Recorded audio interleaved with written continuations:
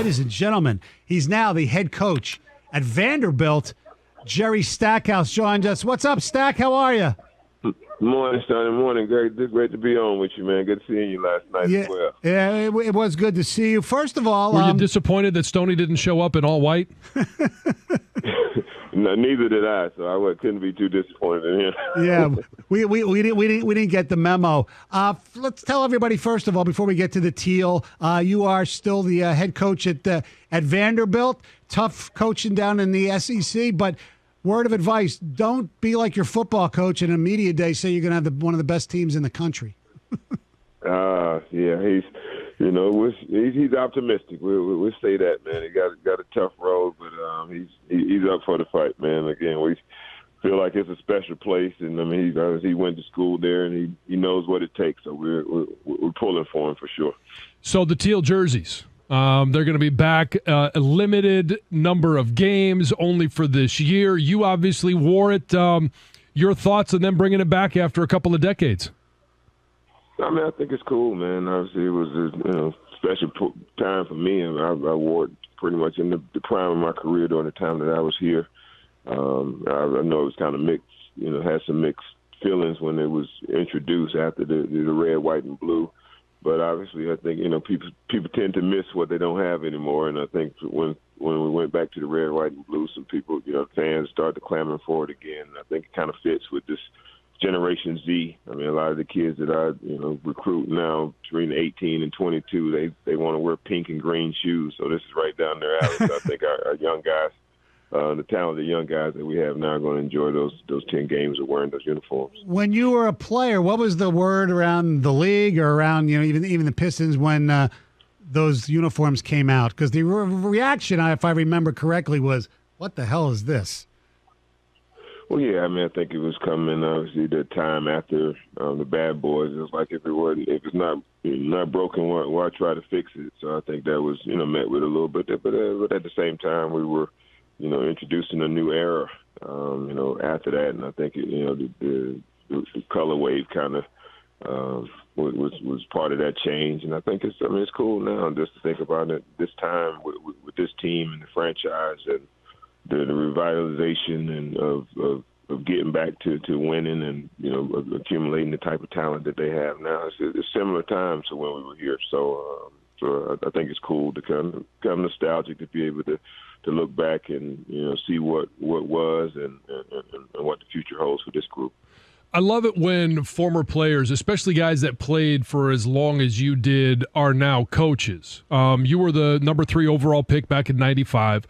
Cade Cunningham was the number 1 overall pick. We've got Jaden Ivey, Jalen Durham. We've got a number of guys that are lottery picks. Looking back over your career, what advice would you give young lottery picks as they begin their NBA careers? Well, I just think to try to, I think the toughest part for young players is you want to come in and prove that you can play in this league because you don't really know for sure. I mean, no matter what success you had in college, you want to prove that you can play, and it's hard to maybe share, during those years. But I think the teams that had the most success, especially the young teams, are the ones that play together and find a way to do it together. I mean, I think even looking back on it,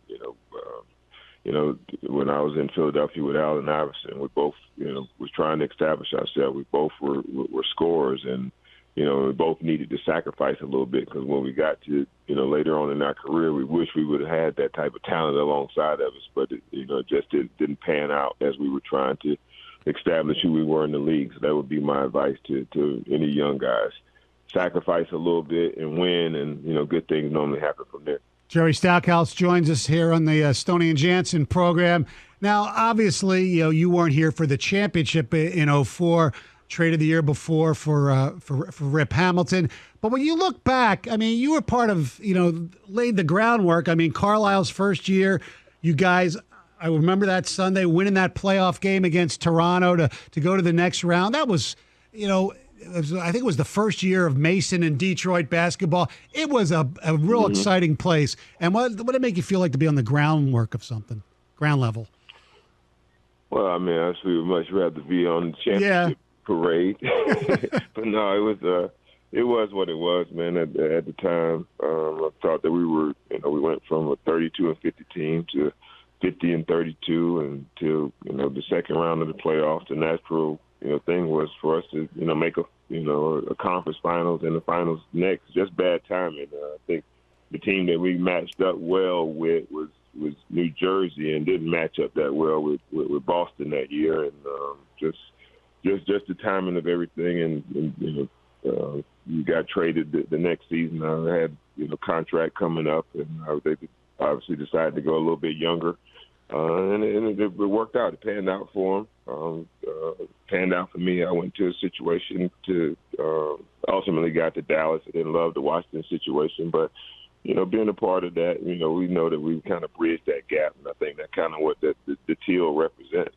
We're that group that bridged the gap between the bad boys and then the 04 Pistons team. And I think it took that. It took the Michael Currys, the guys that we sat in that locker room. We learned from Joe Dumars and Rick Mahorn and Grant Long and those guys, and we took some of those same things that we learned from them and shared it with the young guys that ultimately got it done. And so we do feel that we're part of that, help bridge that gap between those two championship teams. And playing with guys like Three Mills and Grant Hill. And I will ask you, I don't know how much you want to reveal or remember, but everybody talks about, you and Christian Laettner and the fight in the plane. What really happened? Because everybody knows that Laettner is just one of the most abrasive human beings on the planet, both as a teammate and as an opponent.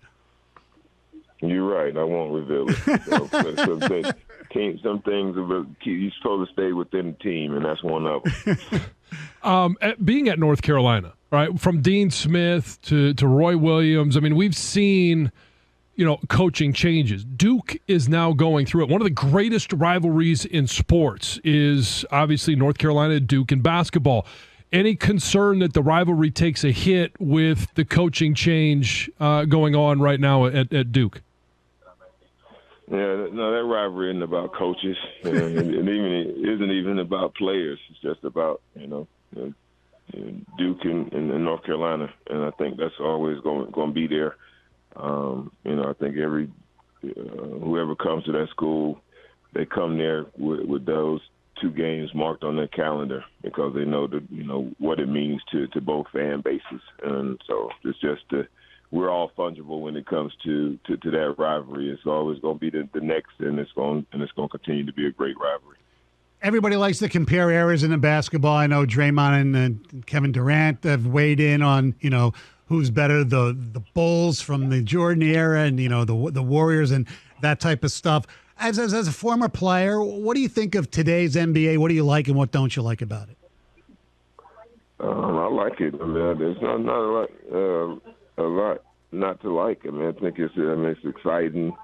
The 3-pointers, can change the game quickly. You're never out of it. I think the talent is the skill sets of the talent, top to bottom, from guards to big, has improved since the era. Most times, big guys, 7-footer, you just throw them down there around the basket somewhere. Now you got guys like Jokic that can, step out on the floor, lead the team in assists, lead the team in the rebound. So I think it's a fun era of basketball. Is it different? Yes. Is it better? I won't say that, but it's definitely exciting, and I enjoy watching it. Your career has followed a similar path to one of our local coaches, Juwan Howard, where you were an assistant, obviously a player for a long time, an assistant in the NBA, and then you ended up taking the Vanderbilt job. I'm curious, from your perspective, is there always a desire to see what it would be like as an NBA head coach? And what's the biggest difference for you in those two different levels as a coach?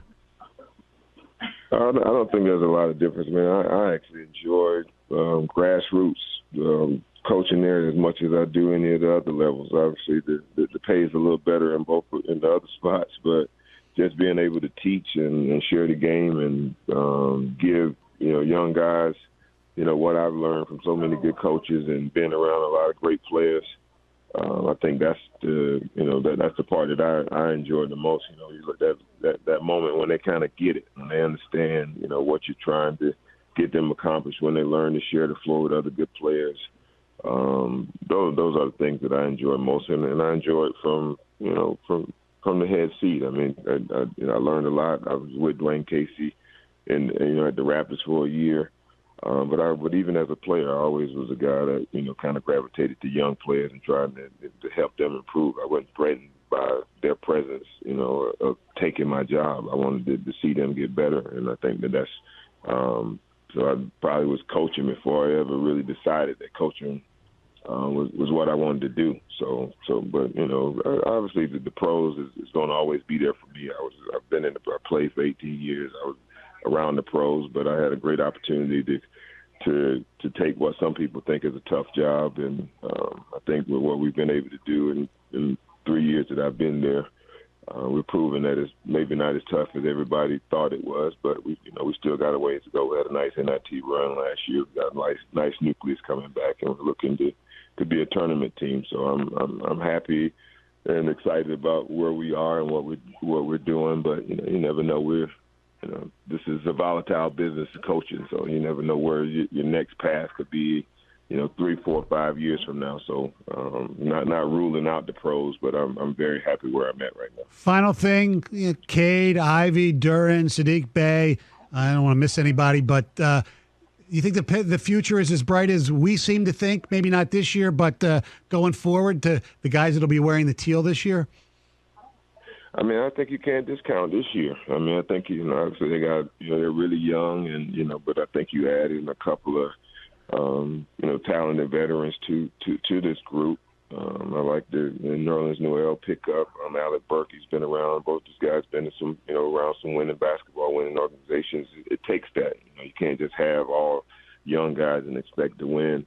But you do see when you got that good mix of, veterans and young players, similar to like what Memphis has been able to do. I think that, it can happen really fast. I don't think we got to look at it as 5 years away. I mean, it could happen a lot sooner, especially with the talent. I mean, I think Troy has proven that he's been unbelievable talent evaluated. He's gone out and getting the right guys and building the team the right way, and hopefully they pan out the way some of the other ones that he had when he was OKC panned out. Those guys turned out to be really, really good, and hopefully, Cade, Jaden, and Duran, they all turn out to be what we expect them to be. Stack, thanks for your time. Great seeing you last night, revealing the teal, and good luck to the Commodores. Hope to talk to you down the line. Appreciate it, man. Thanks for having me. All right, Jerry Stackhouse joined us on Stoney and Jansen program 97.1 The Ticket.